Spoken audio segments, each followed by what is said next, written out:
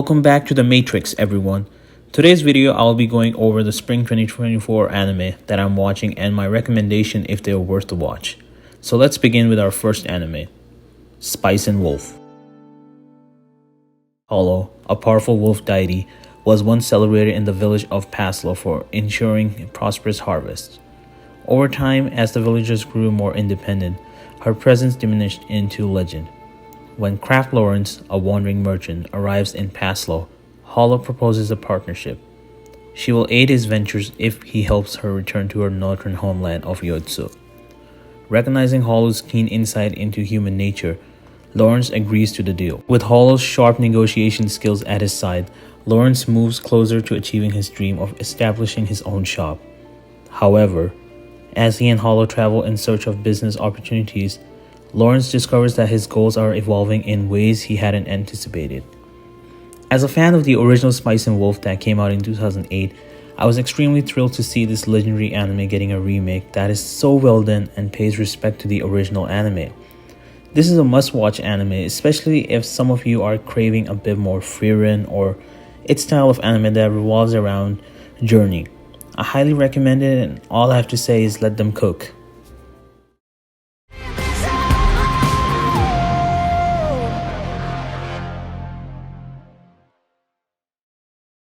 In Japan, monstrous entities known as kaijus, similar to Godzilla, have been wreaking havoc for years. An elite group, the Defense Corps, battles these monsters to protect the people. After a kaiju is defeated, the Professional Kaiju Cleaner Corporation sends in sweepers to handle the remains. Among these sweepers is 32-year-old Kafka Hibino, who is discontent with his role.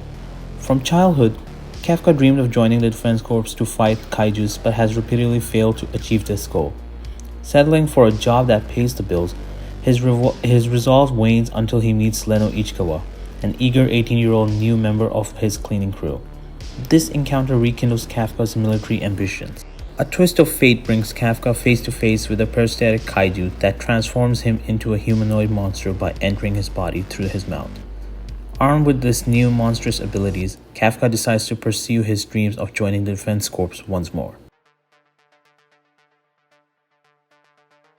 If you guys are a fan of action monster fights, especially if you love Godzilla movies and an MC whose goal was to defeat monsters but instead become one of them, then this is your cup of tea. Kaiju number 8 has 2 episodes out so far, and I've watched both, and I can say this looks like it'll be a fun ride. The animation is very clean, the MC is alright, I would say basic anime MC about making a promise and becoming number 1 hero, blah blah blah, that kind of stuff. But all in all, it's going to be interesting how he handles his powers while at the Defense Corps. So, I recommend it.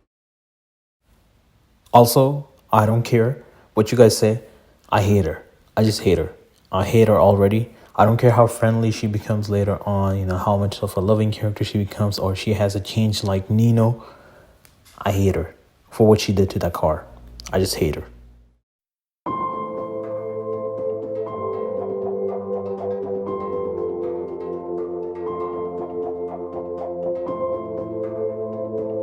Did you like Power Rangers growing up? Then get ready to hate them now with this interesting twist. 13 years ago, Earth faced a dire threat from the Monsters army, prompting the emergence of the heroic Divine Dragon Rangers. This group of warriors became the beacon of hope during the ensuing war, battling fiercely against the invasion. However, the reality was slightly different. The monster army was quickly defeated within the first year and forced to work into producing a weekly monsters for the Rangers to defeat in a spectacular fashion for their fans. The battle, although staged, continued to captivate audiences everywhere. Amid this orchestrated chaos, one monster grew weary of this exploitation and deceit. Fueled by a burning desire to change and revenge, he plans a daring rebellion. His goal? To undermine and ultimately dismantle the Dragon Rangers' influence and power from within, challenging the very heroes who had turned their captors into performers. So far, 3 episodes have dropped for this, and it seems like it's gonna be interesting, and I am curious as to see where this will lead, especially after the end of episode 3. I haven't read the manga, so I can't really say if you should watch it or not, but it does seem interesting, and yep, that's all I'll say.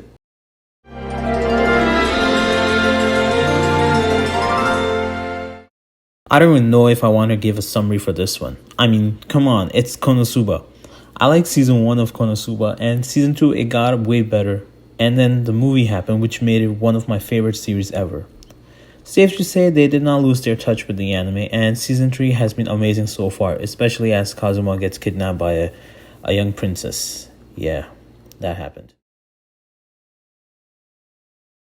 好き好き大好き結婚しようマイハニー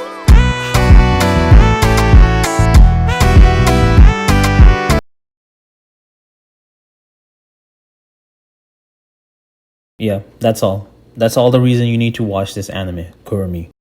Honorable mentions. That time I got reincarnated as a slime, season 3. A condition called love. Mysterious disappearance. Astronaut. Ear fart. Okay, wait, sorry. I'm not gonna do the honest thriller guy voice, but the last one is Windbreaker. Yeah, that's why I said ear fart. Anyway. Underdog. Just like how a year ago we had an underdog, which was Bochi the Rock.